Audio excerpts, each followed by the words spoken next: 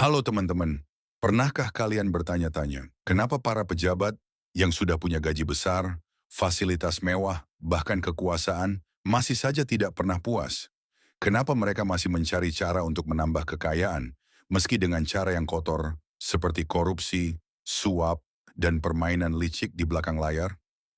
Hari ini saya ingin mengajak kalian melihat lebih dalam tentang rahasia kelam para pejabat, dan mengapa kerakusan itu seolah tidak ada ujungnya.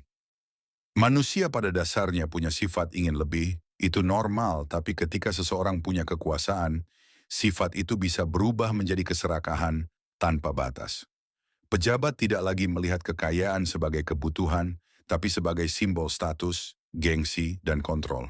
Bayangkan begini, kalau orang biasa ingin mobil bagus agar nyaman, pejabat ingin deretan mobil mewah agar terlihat lebih tinggi dari sesama pejabat lainnya.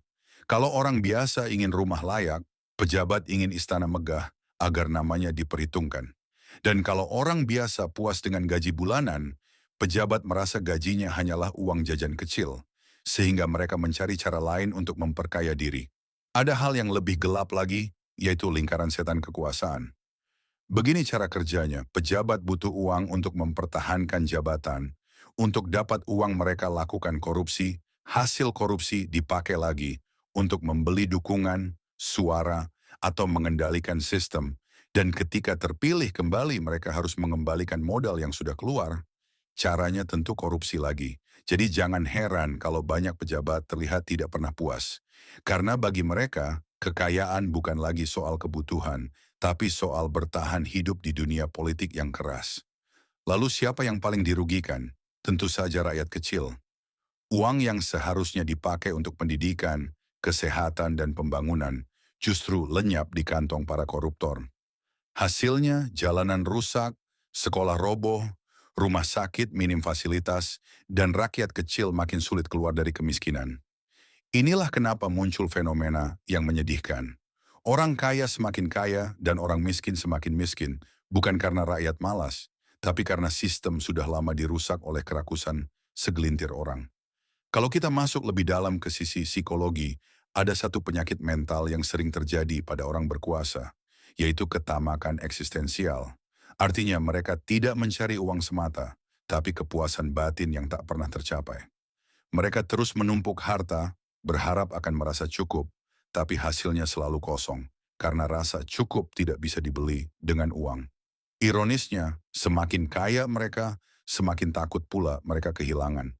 Akhirnya, keserakahan itu berubah jadi kecanduan. Sama seperti narkoba, sekali mencoba, mereka butuh dosis lebih besar agar merasa puas. Sekarang pertanyaan pentingnya, apakah semua pejabat seperti itu? Tentu tidak. Masih ada yang jujur, yang tulus mengabdi. Tapi sayangnya, jumlahnya sedikit dan sering tenggelam oleh sistem yang sudah rusak. Dan bagi kita rakyat biasa, cerita ini seharusnya jadi cermin. Kalau suatu saat kita punya jabatan, punya kuasa, atau bahkan hanya diberi sedikit tanggung jawab, apakah kita akan terjebak pada keserakahan yang sama? Atau justru memilih jalan berbeda, meski lebih sulit, yaitu jalan integritas. Jadi teman-teman, rahasia kelam para pejabat adalah mereka tidak pernah benar-benar puas. Karena bagi mereka, kekayaan bukan lagi soal kebutuhan, tapi soal mempertahankan gengsi, status, dan kekuasaan. Sementara itu, rakyat kecil terus jadi korban, hidup dalam kesenjangan, karena hasil keringat mereka dirampas oleh segelintir orang serakah. Pertanyaan terakhir saya untuk kalian, kalau kita sendiri yang berada di posisi itu, apakah kita yakin bisa menolak godaan yang sama? Ingat, perubahan tidak hanya dimulai dari atas, tapi juga dari diri kita sendiri. Kalau kita melihat kenyataan di negeri ini, hampir setiap tahun ada saja pejabat yang ditangkap oleh KPK karena kasus korupsi. Mulai dari kepala daerah, menteri, hingga pejabat tinggi negara.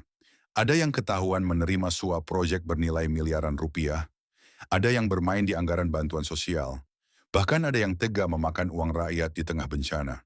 Ironisnya, ketika mereka ditangkap, masih banyak yang bisa tersenyum, melambaikan tangan, bahkan merasa bangga, seolah korupsi bukanlah dosa besar, melainkan sekadar risiko jabatan. Inilah bukti bahwa keserakahan sudah dianggap normal di dunia kekuasaan. Mari kita lihat bagaimana negara lain menanganinya. Singapura pada tahun 1960-an adalah negara yang penuh dengan praktik suap.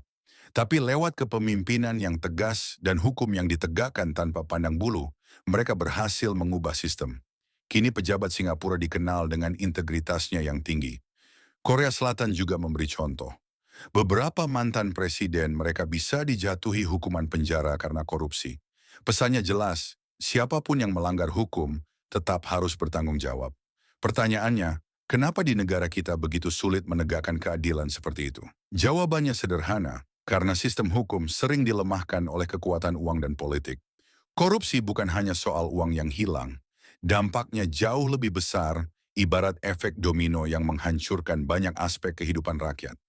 Pendidikan rusak karena anggaran disunat, membuat anak-anak di desa tetap belajar di sekolah yang reot.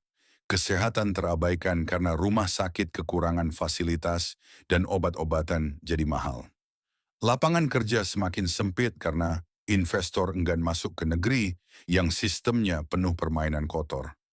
Pada akhirnya, yang terjadi adalah kesenjangan sosial yang makin lebar.